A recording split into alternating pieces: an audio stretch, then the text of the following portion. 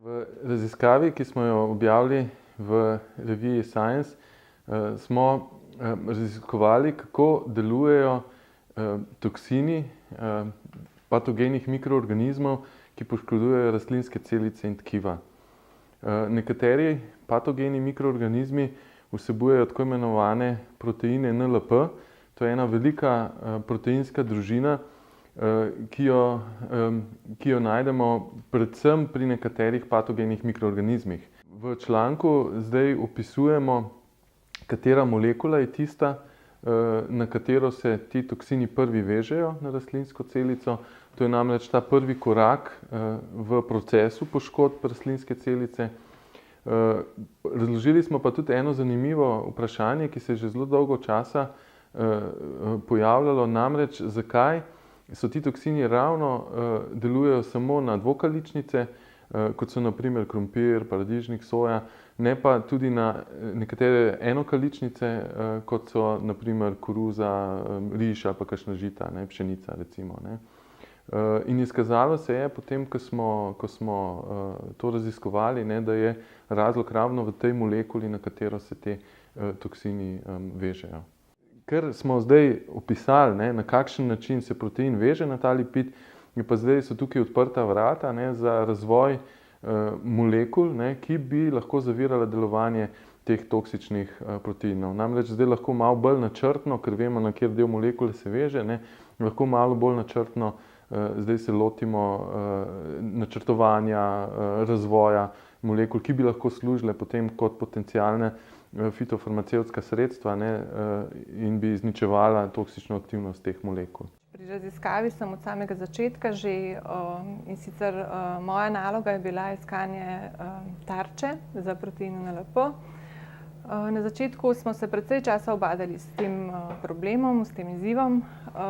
Namreč rastlinski lipidi so zelo slabo poznani v primerjavi recimo z živalskimi lipidi, kjer je živalska membrana zelo dobro okarakterizirana, lipide je tudi možno kupiti. Pri rastlinskih lipidih je malo drugače. Torej, ni bilo niti protokolov za ekstrakcijo teh lipidov, kateri so se izkazali za tarčo. Moja ekspertiza je proučevanje molekulskih interakcij. Delam v infrastrukturnem centru za proučevanje molekulskih interakcij, ki je del mreže infrastrukturnih centrov Univerze v Ljubljani. In tudi pri tej raziskavi sem lahko izkoristila to moje znanje. Namreč študirali smo potem interakcije med samimi proteini NLP z to tarčo, s tem lipidnim receptorjem v plazmalemi dvokaličnic. Torej, s temi pridobljenimi rezultati zdaj razumemo tisti prvi stik proteinov NLP z membrano. Hkrati pa smo že začeli študirati tudi uporabno vrednost, torej nadaljevali smo, zanimalo nas je, kako bi lahko tudi preprečili ta negativni učinek, ki ga imajo proteini NLP na tarčno celico. Sodelovala sem tudi pri načrtovanju in pa potem testiranju majhnih spojin, ki bi lahko delovale zaviralno na same proteine NLP. Moje delo pri tej raziskavi je bilo določevanje tridimenzionalnih struktur. In sicer Vesna je ugotovila, katera je tarčna molekula v membrani, ampak bi bilo fajn to pogledati tudi v prostoru, torej točno kako protein interagira s to tarčno molekulo.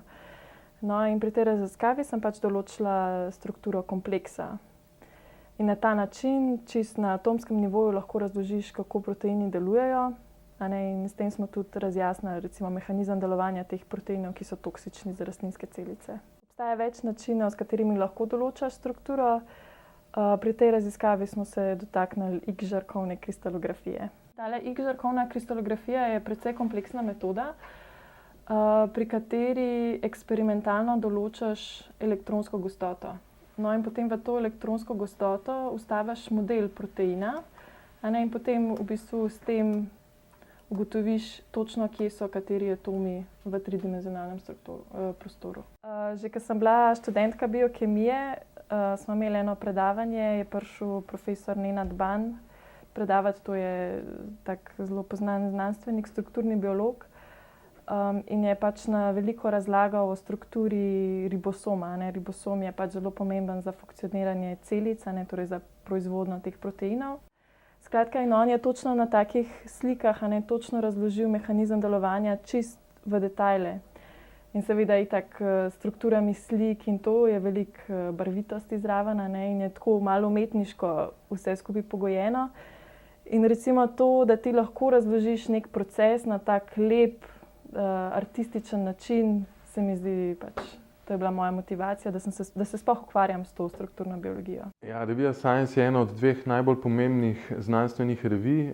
To, da smo sodelovali pri zasnovi raziskave, da so naše raziskovalke na te raziskave navedene kot prve avtorice, je to ogromno priznanje za konkretno našo raziskovalno skupino, za Kemijski inštitut in tudi za slovensko znanost. Namreč konkurenca za objavo v teh revijah je izredna. Tukaj govorimo o globalni konkurenci in veseli smo, da smo to uspeli prepričati recenzente in urednike, da je to vredno objave in je velik stimulus za naprej in tudi velika referenca za vse nas.